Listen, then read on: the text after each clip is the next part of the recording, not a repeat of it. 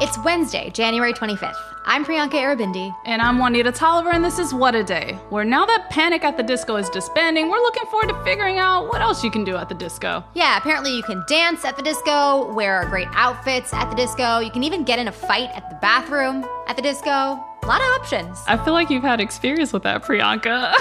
But none that I want to speak about publicly.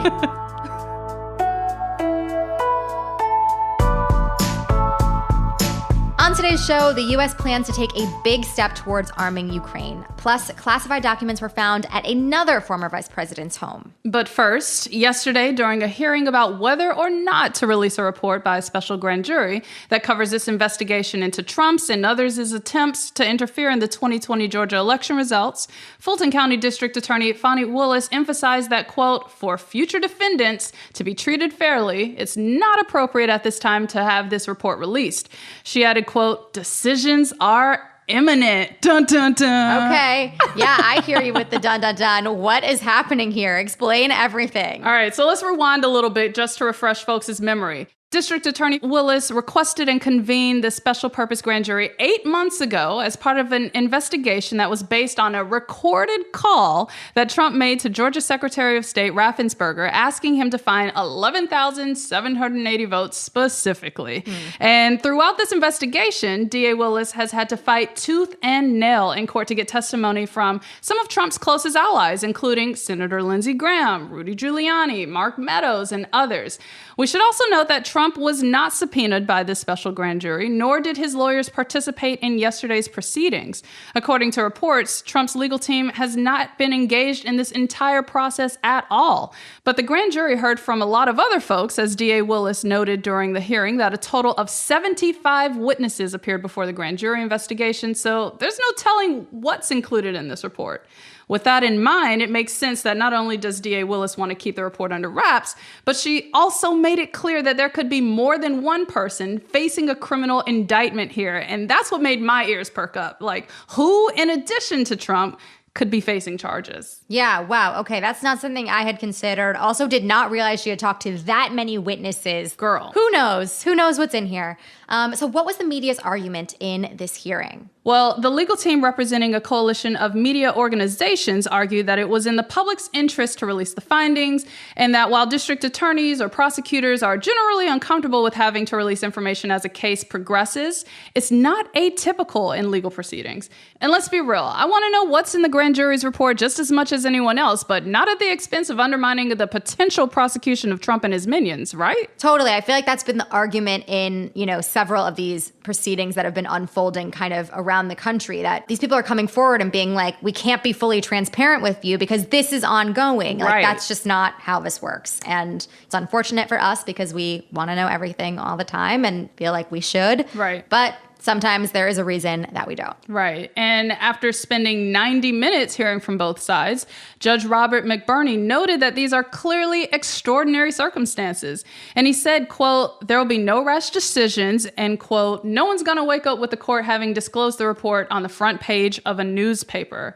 If nothing more, the judge's statement sounds like cues that he's going to take his time making a decision and that he's weighing how the release report could impact the witnesses and other people named in the report. Two critical factors to consider here. Got it. Okay, so what should we expect next here? In a word, drama. All the drama. Like drama as we play the waiting game about whether or not the report will be made public. Drama about when DA Willis will file charges, what those charges will be, and whom she'll be filing those charges against. And an extra dose of drama as Trump undoubtedly responds to all of this by posting on his replica of that bird app because, while his legal team hasn't been engaging in these proceedings, as I mentioned earlier, that man has been lurking and watching every bit of this. Definitely. And in the event that the judge decides to release the special grand jury's report, it could be delayed until charges are announced, and some details will most likely be redacted. Yet and still, the first thing folks should be on the lookout for when we do ultimately see the report is the list of recommended charges for Trump and his allies and the explicit evidence and testimony that backs it up. Since this grand jury exercise was exclusively focused on investigating, that evidence will be the meat of the report. Got it. Okay, so we know what to look out for when the time comes. Switching gears a little bit to other news, yesterday the Senate Judiciary Committee held its highly anticipated hearing about Ticketmaster a mere 2 months after the company's major Taylor Swift ticket sale fiasco.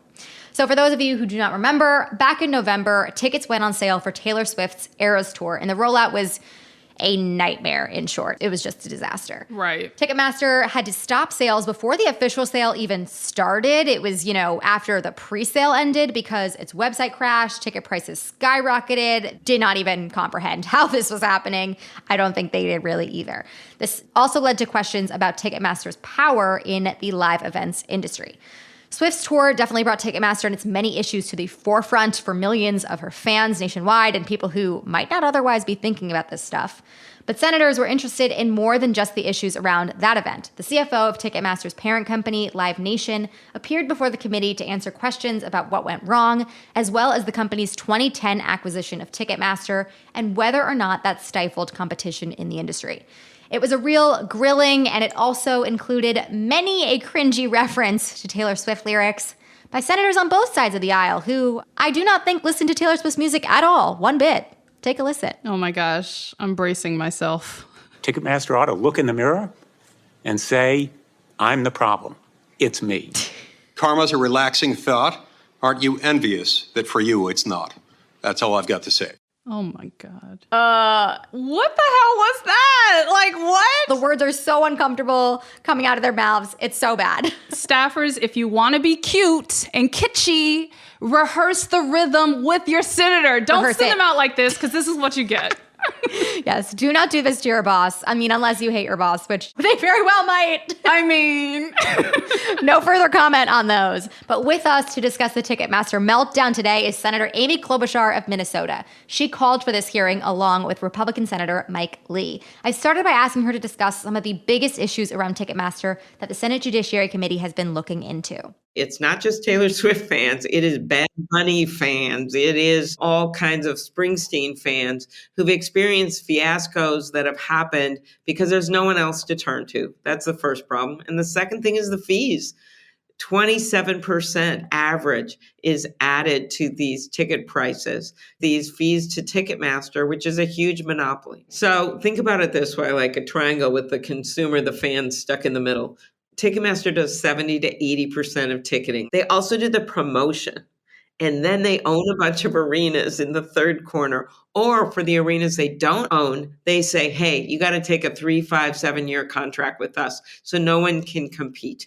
What that means is they have kind of this closed-in monopoly of all parts of this. And so that's why the Justice Department is reportedly looking at this right now. So this hearing was not just about throwing popcorn at a CEO, but I think the glory of today's hearing was that this was a bipartisan hearing. You literally couldn't tell which side was asking the questions unless you knew Ted Cruz's voice, and then you knew. But overall, if you closed your eyes, you might not know because people were so united of doing something about this concrete. Yeah, it was very impressive and just different than what I have come to expect. Well, and Senator Lee and I wanted it to be that way. As I noted at the end of the hearing, his daughter sent him a text when this all happened and said, Dad, if you don't do something about it, I'm going to call Amy Klobuchar directly. So, if we get a little shot in our arms from these fans, like that is a great thing because it has been really hard to capture the attention of a very busy Congress on this. Right. We get constant problems with lobbying against us from the big companies, particularly tech, and it makes it really hard to move on antitrust. And I just feel a new kind of zip when it comes to antitrust. We're excited about how it went and the prospects of actually doing something to help music fans at a time where people are just so excited to go to concerts again. And it's just the right thing to do. Yeah, that's fantastic. And I imagine incredibly popular with regular people, many millions of whom were affected recently by this. And being a part of this hearing today, what was your biggest takeaway, the biggest piece of new information that you walked away with? How hard it is to get into this market as a competitor when you have a monopoly. So there's got to be a way to decouple. That would be potentially the Justice Department looking at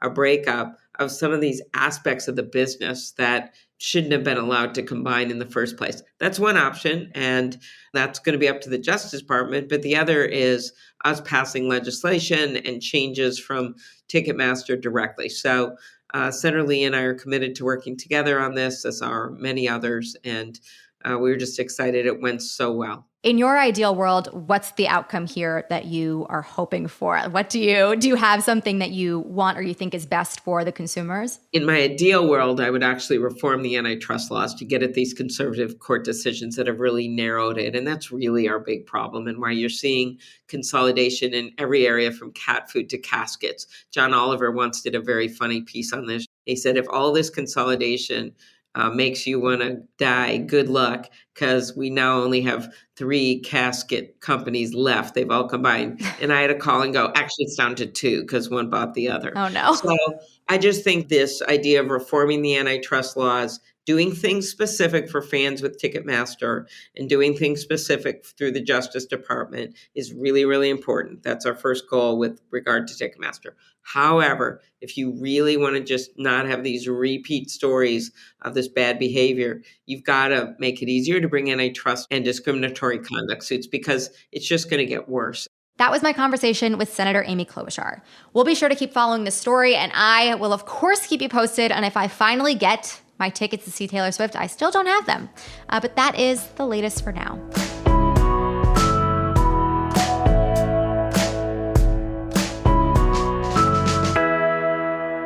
Let's get to some headlines. Headlines. Ukrainian President Volodymyr Zelensky fired a group of senior officials yesterday amid a growing corruption scandal that has implicated members of his government. This all comes after an infrastructure minister was arrested on Sunday. He is accused of embezzling $400,000 in government funds while facilitating contracts for critical equipment like power generators at inflated prices. In an address on Monday night, Zelensky announced that all government officials are now banned from traveling abroad unless it's for official business, and that there would be more quote-unquote personnel changes in the coming days. Meanwhile, the Biden administration is expected to announce plans today to send dozens of M1 Abrams tanks to Ukraine, just days after Washington argued against sending them. Germany will reportedly send a smaller number of its own tanks as well, following a lengthy debate with other NATO partners. Kyiv has argued that it needs the equipment to further reclaim territory taken by Russian forces. A timeline of events from Saturday's mass shooting in Monterey Park shows that law enforcement took 5 hours to notify the public that the shooter was at large. According to authorities, the LA County Sheriff's Department got the first call at 10 p.m. on Saturday night. Deputies in the area, most of whom were rookies with little experience, spent several minutes at the scene looking for the shooter, who had already fled. It wasn't until 3 a.m. the following morning that the department announced the initial death toll and that the gunman was still on the loose. The revelation has drawn criticism from public safety experts who are questioning why it took so long for deputies to put out some kind of public alert. LA County Sheriff Robert Luna defended the department's approach to the shooting yesterday, but added that he would look into what they could have done better. The man responsible for the racist mass shooting at a Walmart in El Paso back in 2019 has agreed to plead guilty to federal hate crimes charges. The plea deal was announced yesterday. The gunman had previously pleaded not guilty to 90 charges against him back in 2020, but recently he asked the court for a rearrangement in exchange for federal prosecutors agreeing to not pursue the death penalty. The attack, which killed 23 people, was one of the deadliest mass shootings in modern U.S. history, and the FBI deemed it a domestic terrorist attack. Meanwhile, the suspect still faces separate charges in Texas. We saw it coming, but as soon as we sat down to record the show at 9:30 Eastern Tuesday night, House Speaker Kevin McCarthy unceremoniously booted California Representatives Adam Schiff and Eric Swalwell from the House Intelligence Committee. He's been telegraphing the power move for a while, which is meant to be payback for when Democrats in 2021 kicked Representatives Marjorie Taylor Greene and Paul Gosar off of their respective committee assignments for, well, posting dumb, dangerous shit on the internet.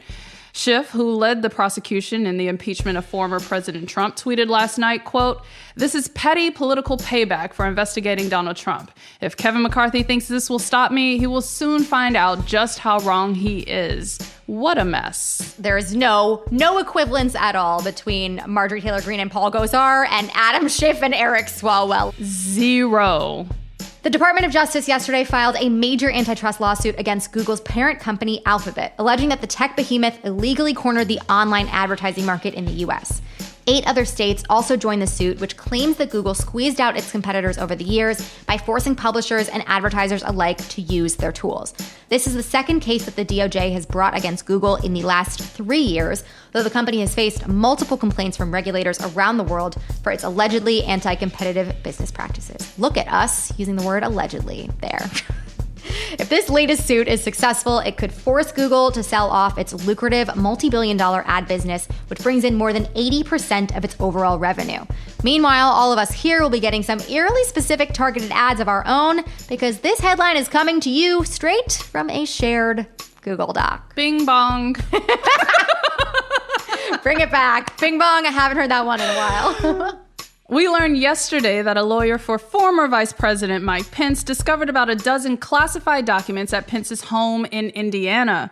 Don't sweat it, Mike. Apparently it happens to everyone. Seriously. Last Monday, the former vice president hired independent counsel to review the records, which came from his time in the Trump administration.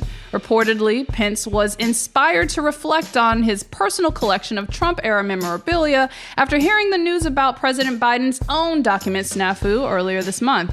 Pence's staff informed the National Archive of the documents on the 18th, and they were collected by the FBI the evening of the 19th. As far as how Pence ended up with those classified materials, the recovered documents are said to have been inadvertently boxed and sent to Pence's home at the end of the last administration, like when you move apartments and your can opener ends up in the box with your DVDs, if you still own DVDs, no shade. Maybe we should all run our hand under our car seats and give a once-over to our bedroom closets just to be safe. I mean, do you have documents, Priyanka? I mean, I don't have a garage, so I don't think I have classified documents. I think that's the prereq to having them. But if you do, like, who knows what is in there? Just go in. It might be scary, but just check. It feels like it's worth a once-over. And I'm literally looking at Republicans who had all that smoke for Biden over the past few weeks, like taking shots like, oh, did you launch an investigation yet? Come for Pence. Keep that energy. Yeah, exactly. And those are the headlines. We'll be back after some ads.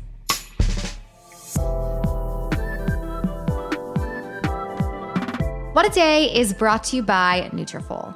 Millions of people in the U.S. experience thinning hair, so it's not just common, it is normal. And yet, it's not something that most people talk openly about, which can make it feel scary and really stressful. But it's time to change the conversation with Nutrafol. Nutrafol is the #1 dermatologist-recommended hair growth supplement, clinically proven to improve your hair growth, thickness, and visible scalp coverage.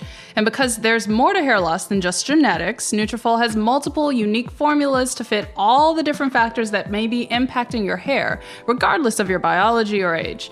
Each one is physician formulated using natural medical grade ingredients for reliable results, and in clinical studies, most people saw improved hair growth after 6 months. Yeah, listen, I am like a person who loves having hair long. It would never grow. Now I'm like, oh, I could cut my hair and I'd be fine because it would just grow right back and be great. I'm not scared anymore of going to get my hair cut, and that is all thanks to Nutrafol. You can go thicker, healthier hair and support our show by going to Nutrafol.com and entering the promo code WAD to save $15 off your first month's subscription. This is their best offer anywhere, and it is only available to U.S. customers for a limited time. Plus, free shipping on every order. Get $15 off at Nutrafol.com, spelled Nutrafol.com, promo code WAD. This episode is sponsored by BetterHelp. When you're at your best, you can do great things, but sometimes life gets you bogged down and you may feel overwhelmed or like you're not showing up the way you want to. Working with a therapist can help you get closer to the best version of you, and when you feel empowered, you are more prepared to take on everything that life throws at you, whether you are going through something or if you're just, seeing your therapist for a weekly check-in or every 2 weeks just to kind of keep your life on the right track and make progress on your goals. I found therapy to be so beneficial. Right, just having somebody to talk through shit with, right? Plain and simple. Totally. If you want to live a more empowered life, therapy can help get you there. Visit betterhelp.com/WAD today to get 10% off your first month. That's BetterHelp, HELP.com/WAD. It's It's Wednesday, Wad Squad, and for today's Temp Check, we are talking about the little golden statues and the beautiful movie stars that we give them to. On Tuesday morning, the Academy of Motion Arts and Sciences announced the nominees for the 95th Academy Awards. There were some pleasant surprises, like the sci-fi action film Everything Everywhere All at Once, leading the group with 11 nominations. Juanita is cheering in the background. I'm so hyped right now. I'm so hyped. Yeah, but not too much because, there was also some business as usual. There was an all-male crop for the Best Director category, Right. Still working out the kinks there. It can't all be good. Well, personally, I think Megan would have swept the entire thing had it been eligible. I'm curious about what someone who actually watches movies thinks about this. So, Juanita, please give us your thoughts. What did you think about this list of nominations? Look, I think it's like you said, Priyanka. There were some high highs, right? Like Angela Bassett, all day, every day. Go win those awards Love it. that Marvel has never, ever seen. And Michelle Yeoh, the whole team from Everything Everywhere All at Once, yes. And if she wins Best Actress, she'll be the first AAPI actress to ever win and the second woman of color ever. Halle Berry was the first. So That's wild. History to be made there. And then Brian Tyree Henry, oh my gosh, his role in The Causeway, he killed it. And I just love him. I know him as Paperboy in Atlanta, like most of you probably do. But I'm excited for him too. Now, like you said, no women made it to the list of directors. I feel like they need a new category. Just call it women directors since we can't get no shine any other way. Yeah. But of course, the ridiculous snubs. Till. Not a single nomination. Woman King, not a single nomination. And I'm like, Not a single one. Viola Davis and that entire cast showed the fuck out. So I just want the Academy to know what signal this sends, not only to women, but Black talent in general. Right. It's a big middle finger. Yeah. I don't have, as I said, I don't watch that many great movies. I watch movies. They're just not good ones. She said, I saw Megan. Yeah, no. I saw Megan. I'll be talking about it for the next 6 months. But Juanita, if you had to make a list for me, like what should I watch? Like which of these nominees? Obviously Everything Everywhere All at Once, but like what else do I got to watch just to be prepared? Well, I think Causeway, yes, of course. Wakanda Forever, right? Those are the top two. And then I'm actually going to recommend the movies that didn't get nominated. Woman King, Till. Okay, great. I want to shift focus there because they deserve attention. Love they it. were global hits. And so it's just like a punch in the face that they got no love. Listen, I'm in. Thank you for those recommendations. Just like that, we have checked our temps. They spike a little bit when we get excited, but like mostly normal. We level out. That is all for today. If you like the show, make sure you subscribe, leave a review, comb every inch of your apartment for state secrets, and tell your friends to listen. And if you're into reading and not just list of Academy Award nominated movies you've never heard of, like Priyanka, What a Day is also a nightly newsletter. Check it out and subscribe at crooked.com/subscribe. I'm Juanita Tolliver. I'm Priyanka Arabindi. And it's an honor to be nominated. I'm just practicing for our Webby's acceptance speech. Girl. I think actually they might have to be a couple words. 5 words, but I love that you're so committed. Okay, that's a little, I was like counting on my fingers here being like, how many words is that? It's an honor. It's an honor, fam. That's 5. Quick maths. That's 5.